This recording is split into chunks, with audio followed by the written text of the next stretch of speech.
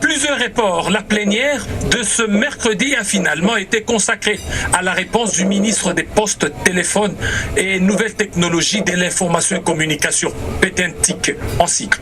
En rapport avec la question orale avec débat du 29 septembre dernier sur la taxe dénommée Registre des appareils mobiles RAM, que l'initiateur Claude Misaré avait qualifié d'escroquerie parce que illégale, illégitime et onéreuse pour le peuple usager des services de la téléphonie mobile. Dans sa réponse, le ministre Kibasa a donné les fondements juridiques du RAM en précisant que le RAM n'est pas une taxe mais une rémunération de l'ARPTC. En ce qui concerne la gestion des revenus générés, il a dit qu'il n'en est pas gestionnaire. À en croire le ministre, la gestion des revenus du RAM relève du président de l'ARPTC, qui est l'ordonnateur des dépenses et du collège des gestions, qui adopte les budgets et son affectation dans le but d'accélérer l'inclusion numérique et le développement du secteur. L'autre avantage tiré du RAM est d'ordre sécuritaire, estime le ministre. Il offre des solutions en collaboration avec les services de sécurité qui pourront lutter contre les kidnappings et autres méfaits par la géolocalisation des appareils mobiles. Quant à sa suppression, comme l'a suggéré l'ensemble des intervenants, il a assuré que le gouvernement mettra tout en œuvre pour apporter la solution aux cris de détresse de la population. Pour régler tous les autres aspects en rapport avec le RAM, le ministre Kibasa a proposé la mise sur pied d'une commission d'enquête parlementaire. Quant à l'opposition, notamment le FCC qui avait déjà réuni 101 signatures pour une motion de défiance contre Augustin Kibasa Maliba qui a été rejetée par le bureau Mosso, il faudra désormais revenir plus fort, continuant de dénoncer l'illégalité de cette taxe. Ces élus ont quitté tous ensemble la plénière avant d'annoncer à la presse que faute de l'unique tête du ministre des PTNTIC, c'est tout le gouvernement Sama Lukonde qui sera bientôt visé et par ricochet le président de l'Assemblée nationale Christophe Mosso. D'après eux, l'Union sacrée n'a jamais été du côté de la population.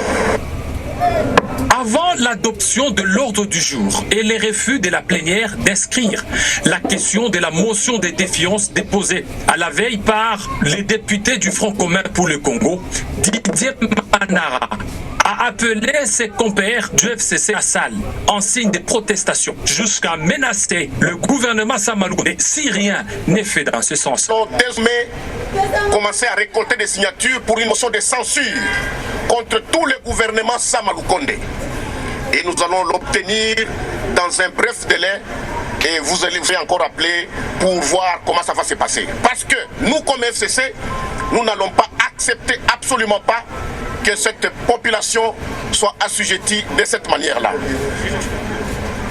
Et d'autre part, après notre réunion, nous allons voir également l'opportunité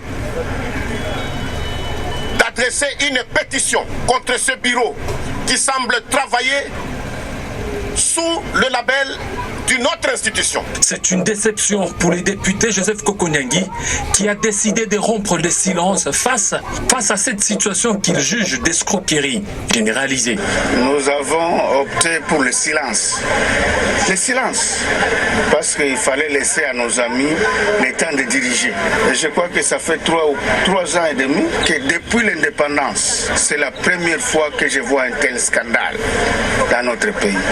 Qu'un gouvernement de notre pays escroque son propre peuple et il continue. Mon téléphone est là. On venait de me couper encore 1.7. Tous les jours. Les Fronts communs pour le Congo persistent et signent sur la suppression des RAM et aussi la démission du ministre Kibasa Maliba. La question a également fait réagir des partis politiques tels que le PNEC qui s'est prononcé à travers un communiqué contre le prélèvement de la taxe RAM qui est une manière d'asphyxier un peuple déjà en proie à des sérieuses difficultés. Comme à ses habitudes, le Parti pour la Nouvelle Énergie du Congo a également abordé des questions à caractère social telles que le naufrage qui a causé plus de 60 morts à la Mongala, la grève des enseignants ou encore la controverse au sujet de la désignation du président de la CENI. pour le Parti national pour la nouvelle énergie du Congo, le phénomène RAM porte confusion. C'est une imposition qui ne respecte pas le cadre légal. Que le PENEC, premièrement, est contre cette RAM. Pourquoi? Premièrement, c'est sur les questions de la légalité de cette RAM. Deuxièmement, c'est sur la question de l'opportunité de cette RAM. Légalité, pourquoi? Parce qu'aujourd'hui, le débat est très ouvert. On ne sait pas est-ce que c'est une taxe, est-ce que c'est un impôt, est-ce que c'est une rémunération d'un service que nous ne connaissons pas d'ailleurs jusqu'à aujourd'hui. Et donc, par rapport à l'opportunité, nous savons que nous sommes dans un contexte post-Covid et la population, la plaie de la population ne s'est pas encore cicatrisée par rapport aux effets que vous connaissez de la Covid-19 et je pense que l'État doit ne plus faire mal davantage à cette population qui souffre déjà. S'agissant de la nomination du président de la CENI, le PENEC recommande aux confessions religieuses la recherche d'un consensus. Notre position, c'est que nous pensons que les confessions religieuses doivent de manière imminente déjà choisir les responsables de la CENI. Pourquoi? Parce que nous pensons qu'il faudrait à un certain moment mettre de côté tout sentiment partisan et de veiller aux intérêts de la population. Le parti de Michel Mika a exprimé sa solidarité aux familles touchées par le récent naufrage à la Mongala et appelle l'État à ses responsabilités. Quant à la grève des enseignants des écoles publiques, le PENEC demande au ministre de l'EPST de privilégier le dialogue avec le bon syndical. Ce mercredi est le 3e jour de la première édition de la semaine du tourisme Lualaba, le stand de la province du Nord Kivu, où est exposé de nombreuses potentialités dont les minerais, les pavés faits à base des pierres, des laves du volcan Nyiragongo et tant d'autres exceptions a connu un très grand engouement. Les visiteurs ont dit leur intérêt aux représentants du gouverneur, son conseiller David Kamua. Pour ce 3e jour de la première édition de la semaine congolaise du tourisme, le stand de la province du Nord Kivu a connu de nombreuses visites. Plusieurs personnalités sont venues voir ces merveilles avec toutes ces richesses. C'est le cas de la ministre de la Culture et Arts. Il y a plus de richesses que moi-même je ne connais pas dedans. Je viens de connaître avec le volcan qu'il n'y a pas seulement le malheur avec le volcan. Avec le pierre de volcan déjà, je peux avoir accès à des médicaments pour le rhumatisme, je peux avoir accès à l'économie pour la production du ciment. Le Nord Kivu est valablement représenté à cette fête du tourisme par plusieurs personnalités avec à la tête Maître David Kamua, conseiller du gouverneur militaire en charge de la reconstruction. Il s'est dit heureux car au Nord Kivu, il n'y a pas seulement la guerre mais aussi le tourisme. Je suis effectivement le représentant de son excellence monsieur le gouverneur du Nord Kivu, le lieutenant général Constant Ndima, qui nous a délégués ici à Kolwezi pour vendre l'image positive de notre province. Comme vous le savez, le Nord Kivu, c'est une province que nous qualifions de berceau de merveilles touristiques en RDC. Alors je suis heureux d'être dans ce stand des compatriotes Belcap et je suis émerveillé par ces cadeaux qu'il vient de nous donner en termes de soutien au FARDC. Comme vous le savez, nous sommes en état de siège et lorsque nous avons des amis comme ça qui pensent à nous, ça nous réconforte, ça nous donne le moral et je pense que c'est un très beau message que nous envoyons à nos forces armées congolaises qui sont au combat au Nord Kivu. Notons que Maître David Kamua a aussi visité les autres stands de différentes provinces, cas de celle de la province du Tanganyika où il a joué au likembe, cet instrument traditionnel de la musique congolaise. Préparant la retrouvaille des notables de l'espace Grand Kassai et l'organisation du premier congrès de cette association prévue au mois de juin de l'année prochaine, les sénateurs Denis Kambaï, en tant que président, a débuté la rencontre des différents acteurs impliqués pour le développement de la région. C'est une série de réunions avec les différentes structures de la synergie et la notabilité de l'espace Grand Kassai. En prévision de la soirée des retrouvailles des notables de cet espace nommés dans les institutions publiques prévue à la fin du mois d'octobre, le président de la synergie des notables et associations du Grand Kassai, Denis Kambaï, s'entretient avec le comité d'organisation. Hormis cette soirée, il y a également le premier congrès du Kassai prévu en juin 2022 au lac Mukamba. À l'unité du Kassai, nous disons oui. et ceux qui procurent la paix. Denis Kambaï va cette fois-ci s'entretenir avec le professeur Kambaï Boacha, puis le patriarche Jonas Mukamba. De ces entretiens sortiront dans les tout prochains jours un cahier de charges et un programme d'activités qui seront présentés au cours d'un point de presse au siège de Grand Kassai. Pour le sénateur Denis Kambaï, le développement ne peut être effectif dans l'espace Grand Kassai que lorsqu'il y a synergie des forces et des intelligences. Bon vent au Grand Kassai. Ce que nous faisons est très important pour l'avenir. C'est ainsi qu'on doit le comprendre. Avec le patriarche, on ne sait jamais. Il va venir si nous allons faire. Merci. En séjour dans la province du Sud Kivu, le ministre national de l'Emploi, Travail et Prévoyance sociale, Claudine Ndoussi, a remis 2 bus aux habitants du territoire de Kabaré pour qu'ils effectuent sans difficulté des courses dans le centre-ville. Un premier don de ce genre pour cette population qui s'est sincèrement réjouie. 2 gros bis flambant neufs pour faciliter le transport en commun des habitants du territoire de Kabaré. Il s'agit d'un don offert par Madame Claudine Ndoussi, ministre nationale de l'Emploi, Travail et Prévoyance sociale et digne fille du terroir. En moins de 3 ans d'exercice de pouvoir, Claudine Ndoussi imprime ses marques et apporte déjà des réponses idoines aux besoins sociaux de base de ses administrés, l'un des piliers majeurs de son action. Aux côtés de ses frères et sœurs, elle prend place à bord du bis avant que finalement une caravane s'improvise, partie de la place mythique de l'indépendance au centre-ville jusqu'à Niantende, dans une ambiance qu'on n'oubliera pas. Notre mission, c'est celle de servir le peuple. Et lorsqu'on est entouré des siens, on se sent satisfait lorsqu'ils sont dans la joie. La joie qu'exprime la population aujourd'hui, c'est aussi ma joie. C'est tout ce que je peux dire pour l'instant.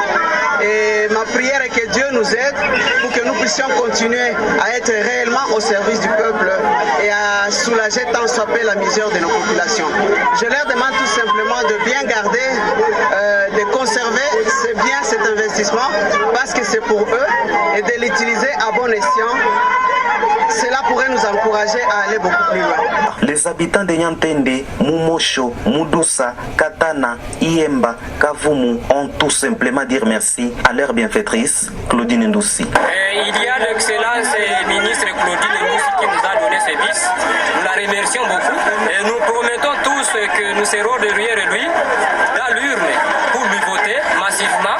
Qui peut faire ça si ce n'est pas Claudine Ndoussi, remplie des projets de développement envers celles et ceux qui croient en sa vision? L'Institut Kokolo est désormais revêtu de sa nouvelle robe, ceci grâce à l'intervention salvatrice de la fondation Eric Mukadi qui a réhabilité ses installations. Au cours d'une cérémonie organisée ce mercredi, le coordonnateur de cette fondation a indiqué que cette action visait avant tout à soutenir l'éducation des enfants militaires. Cet acte de générosité accompli par la fondation Eric Mukadi note la bonne volonté de son président d'apporter un soutien sans faille à l'éducation des élèves de cet institut. Sur fonds propres, la fondation Eric Mukadi a réhabilité les différentes salles de l'Institut Kokolo, longtemps restées dans un état déplorable. Comme si cela ne suffisait, la fondation a également mis à la disposition des élèves quelques bancs pimpants neufs pour leur permettre d'étudier dans des conditions adéquates. Vous savez, à ce moment, nos vaillants militaires sont au front, ils sont en train de combattre pour la nation, pour défendre l'intégrité nationale, et nous ne voulons pas oublier leurs enfants. La fondation Eric Mukadi a voulu soutenir les enfants de militaires dans des moments de crise, pareil comme il y a la guerre, il y a des problèmes, et Dieu a touché son cœur pour soutenir les enfants du militaire. Ce geste des cœurs n'a pas laissé indifférents les parents ainsi que les responsables de cette école qui, au cours de cette cérémonie, n'ont pas hésité de remercier son initiateur, Eric Mukadi. Il y a la joie qui s'est imposée et cela touche les fins fonds de nos pères. Nous adressons nos très sincères félicitations. Fondation Eric. Je souhaite remercier les représentants de la Fondation Eric Mukadi de ce geste qui vient d'apposer à notre Institut Kokolo. En tant qu'inspecteur